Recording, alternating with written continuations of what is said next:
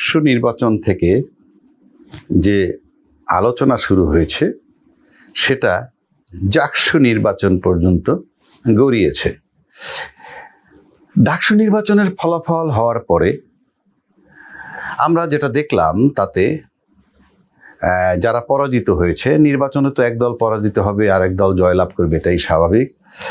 কিন্তু যারা পরাজিত হয়েছেন তাদের পক্ষ থেকে তাদের যারা মাদার পার্টি তারা এমন বক্তব্য দিয়েছেন যে নির্বাচনে ছাত্রলীগের ভোট ওইখানে দিছে যারা জয়লাভ করেছে, এরকম কথা আছে।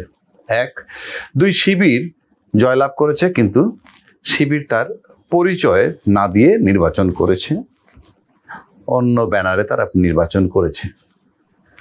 নির্বাচিত হওয়ার পর তারা প্রকাশ করেছে বা প্রকাশিত হয়েছে যে তারা শিবির। ভালো কথা, এটাকে আমি ডিপ্লোমেসি বলি, হেকমত বলি কিংবা ট্রিক্স বলি, সবই ঠিক আছে। কারণ নির্বাচনের জন্য তো তারা কেউ অযোগ্য ছিল না কোনো কারণে, কাজেই এটা সঠিক ছিল।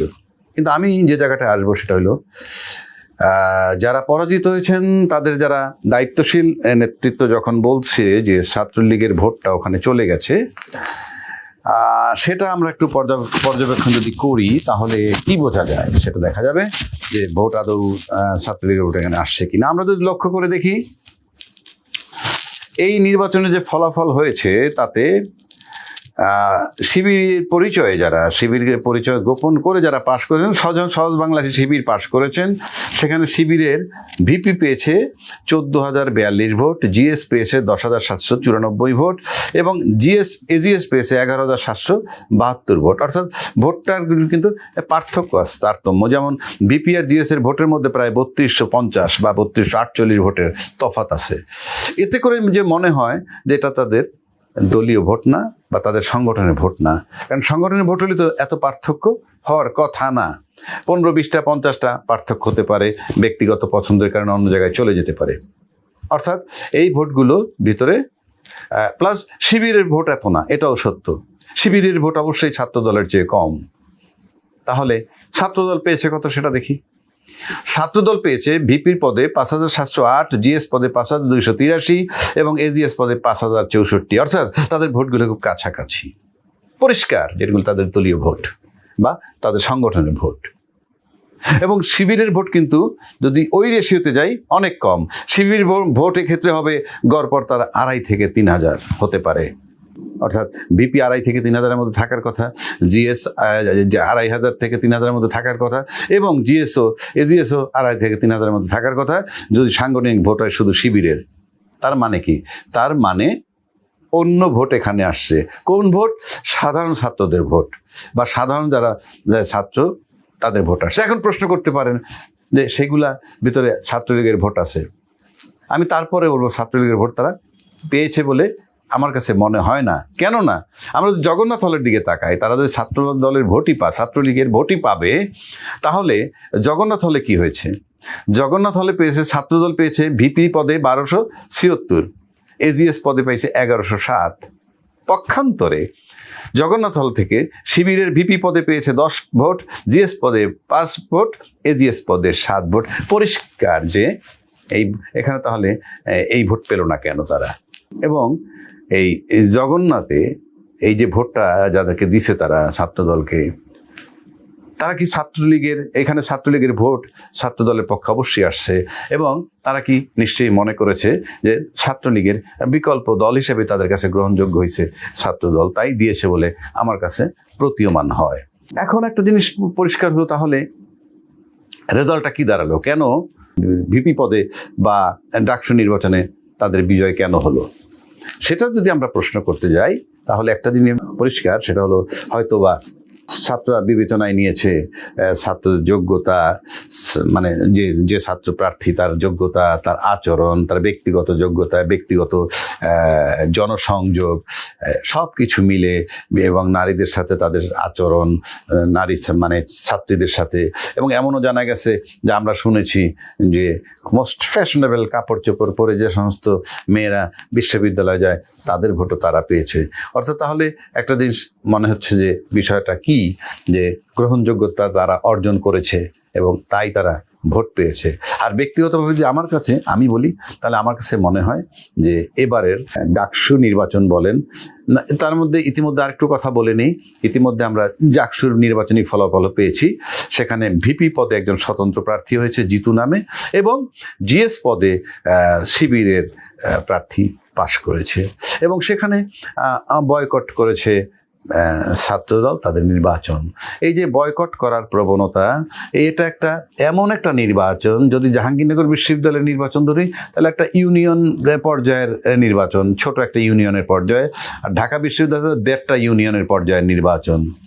সেখানে আবার এই কথাও যখন আসে যে জাতীয় পর্যায়ের নির্বাচনে এই ধরনের এই ছাত্ররা মানে ডাকসুর বা জাকসুর এই নির্বাচনের ফলাফল, এটা কোনো ইম্প্যাক্ট থাকে না, কোনো প্রভাব থাকে না, তাহলে এই নির্বাচন বয়কট কেন করা হইল? এক। দুই নম্বর আমি যেটা বলতে চাচ্ছিলাম, এইটা প্রসঙ্গে পরে আসি। আমার কাছে মনে হইতেছে এবারের নির্বাচনে সবচেয়ে বেশি কাজ করেছে ভোটাররা চিন্তা চেতনায় নিছে যে কারা জুলাই চেতনার পক্ষের শক্তি, জুলাই চেতনা ধারণ করে, তাদেরকে বিবেচনায় নিয়ে এসে ছাত্র বলে আমার কাছে মনে হয়। কেননা ইতিমধ্যে এই দুইটা সংগঠনের মাদার পার্টি যারা, তারা কেউ বলেছেন রাষ্ট্রপতিকে অপসারণ করলে সাংবিধানিক সংকট হবে, কেউ বলেছেন যে কোনো রাজনৈতিক দল নিষিদ্ধ করা আমাদের কাজ না, জনগণ সিদ্ধান্ত নেবে। আবার কোনো দল নোট অফ ডিসেন্ট দিয়েছেন এই ঐক্যমত্য কমিশনে, এটা তারা দিতেই পারেন, কিন্তু আপাত দৃষ্টিতে এগুলা জুলাই চেতনার বিরুদ্ধে কাজ হয়েছে বলে একটা রিপারকেশন বাজারে আছে, এবং সেটা আমরা জানতে পেরেছি, তাই হয়তো তাদের ভোট কমে গেছে। পাশাপাশি আমি যেটা এখন বলবো, এবং সেই কারণেই আর ওই একই কারণে শিবিরের বা অন্য যারা আছে তারা আস্থা অর্জন করতে পেরেছে, বা তারা অর্জন করতে পারুক কি না পারুক, ছাত্ররা হয়তো তাদেরকে আস্থায় নিছে এই জুলাই চেতনাধারী হিসাবে। এর মানেই না যে জুলাই চেতনা অন্যরা করে না। কিন্তু আবার কোনো বড় দলের দায়িত্বশীল ব্যক্তি, যিনি পরে পার্টি থেকে আপাতত স্থগিত বা বহিষ্কৃত হয়েছেন, সে এমন কথাও বলেছেন যে ফ্যাসিস্ট সরকারে বিতাড়িত করছে কারা? একটা কালো শক্তি, জামাত। এই কালো শক্তি জামাত বলায় এটা তাদের দলের বিরুদ্ধেও গেছে, কিন্তু মনস্তাত্ত্বিকভাবে যদি আপনি দেখেন তাহলে এটার পক্ষে ছাত্রদের সেন্টিমেন্ট কাজ করেছে যে এই জামাত এখানে বিরাট রোল আছে, এবং আমার কাছে মনে হয় সেই সেন্টিমেন্ট কাজ করেছে, এবং এটাকে ওই শিবিরকে জুলাই চেতনার পক্ষের শক্তি তারা ধরেছে, বা পরিচয় গোপন রেখে যারা দাঁড়িয়েছে তাদেরকেও জুলাই চেতনার পক্ষের শক্তি হিসেবে তারা চূড়ান্ত করেছে।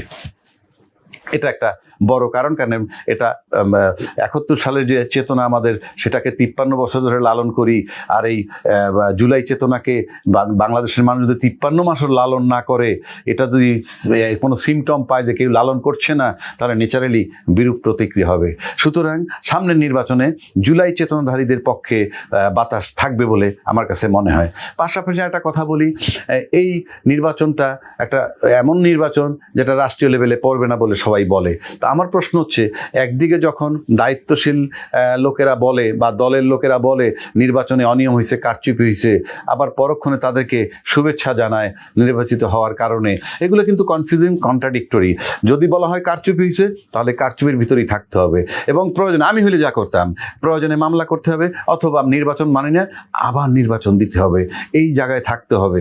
এমন কনফিউজিং করে মানুষকে আর বোধহয় ডাইভার্ট করা যাবে না, বা মানুষকে তাদের নিজস্ব চিন্তা থেকে সরিয়ে আনা যাবে না। কারচুপির অভিযোগ আনলে আর শুভেচ্ছা দেওয়া চলে না। আবার নির্বাচনের ফলাফল মেনেই নিতে হয়। যদি আমরা গণতন্ত্রে বিশ্বাসী হই, তাহলে এই নির্বাচন যেহেতু রাষ্ট্রীয় পর্যায়ে কিছু হবে না, তাহলে আমি যদি এই জায়গাটায় থাকতাম, আমার দল আমি এইটাকে গণতন্ত্রের পক্ষের কার্যক্রম হিসাবে এই ফলাফলটাকে আমি মেনে নিতাম। এখন এটা যত বিরোধিতা করবো, এটা নিয়ে যত কথা বলবো যে এই নির্বাচনে কারচুপি হয়েছে, অনিয়ম হয়েছে, এটা বললে এমনি তো আমি পরাজিত হয়ে আমার কিন্তু নাম্বার কমে গেছে। সেক্ষেত্রে যদি একদিকে শুভেচ্ছা দেই, আবার যদি বলি কারচুপি হয়েছে, তাহলে আমার নাম্বার হয়তো আরও কমবে জনগণের কাছে বা ছাত্রদের কাছে, এবং এইটার ইম্প্যাক্ট ন্যাচারালি রাষ্ট্রীয় পর্যায়ে বা জাতীয় পর্যায়ে নির্বাচনে চলে আসতে পারে। সুতরাং আমার কাছে মনে হইতেছে যে এখনো শুধরানোর সুযোগ আছে, এবং সেক্ষেত্রে জুলাই চেতনা ধারণ করাটা দৃশ্যমান হতে হবে আগামী ফেব্রুয়ারির নির্বাচনে। এতে কোনো সন্দেহ নাই, কারণ 71 সালের চেতনা 53 বছর যাবত আমরা লালন করতে পারি, আর আমরা পরক্ষণে 53 মাসও লালন করতে পারবো না। জুলাইয়ের আন্দোলন, যার মা গেছে, যার যে সন্তান মারা গেছে, যার পা পড়ে গেছে, যে চোখ অন্ধ হয়ে গেছে, আর সেখান থেকে আমাদের বিভিন্ন বক্তব্য দিয়ে এমন মনে হয় জুলাই চেতনার বিরুদ্ধে যদি কোনো দলের কথা চলে যায়, যে কোনো ফর্মেই যাক, সেটা তাদের জন্য মঙ্গল বয়ে আনবে না। সুতরাং বিশ্ববিদ্যালয়ের এই নির্বাচনগুলো থেকে চিন্তা করতে হবে সামনে তাদের রাজনীতির ক্ষেত্রে তাদের সিদ্ধান্ত, তাদের বক্তব্য, তাদের আচরণ কি হবে। রাষ্ট্র আগের জায়গায় যাবে না, রাষ্ট্র গয়রহ সেইভাবে আর ভোট হবে না। এখন যোগ্য এবং কনসিস্টেন্সি থাকতে হবে, কথার মধ্যে সামঞ্জস্যতা থাকতে হবে, কথায় কথায় কথা বদল করা যাবে না, কিংবা এটা বলে এটা মিন করেছি সেটা নয়। এখনকার জেনারেশন, সে ছাত্র হোক আর ছাত্র না হোক, সবাই কিন্তু চিন্তাভাবনার জগৎ থেকে অন্য জগতে চলে গেছে। চিন্তাভাবনা সেই পুরনো ধাঁচের আর নেই। এটা মাথায় রেখে সামনের নির্বাচনকে মোকাবেলা করতে হবে।